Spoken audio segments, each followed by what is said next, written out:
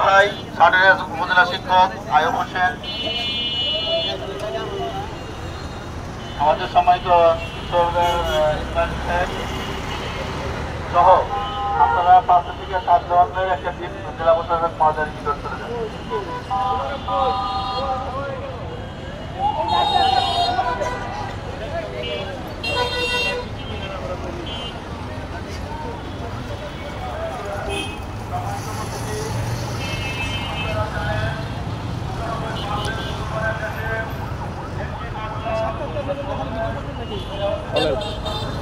আসসালামু আলাইকুম রহমতুল্লাহ। আমি মোহাম্মদ আব্দুল হান্নানুল্লাহ বলছি, মানিকগঞ্জ সদর উপজেলা থেকে।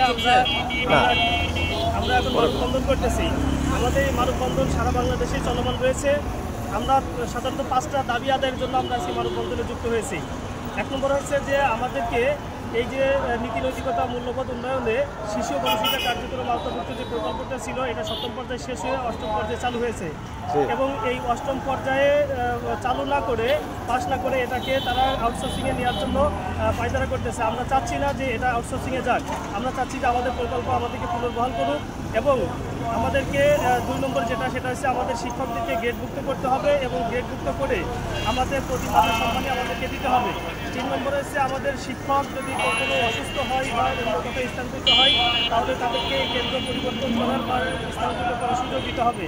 তারপরে হচ্ছে যদি কোনো শিক্ষক অসুস্থ কিংবা মারা যায়, তাহলে শিক্ষক কল্যাণ ফান্ড গঠন করতে হবে এবং এককালীন সম্মানী দিতে হবে। আমরা এই দাবির পক্ষে আমরা আজকে মানববন্ধন করছি। সরকার যেন আমাদেরকে এই বিষয়ে নজর দেন এবং অনতিবিলম্বে আমাদের এই প্রকল্পটাকে পাশ করে পবিত্র মাহে রমজানের ভিতরে আমাদেরকে ঈদ বোনাস সহ 3 মাসের সম্মানী আমরা পাবো, এটা যেন প্রদান করে। আমাদের আজকের এই মানববন্ধনে এটা আমাদের লক্ষ্য উদ্দেশ্য। ধন্যবাদ। আচ্ছা, সুন্দর হয়েছে।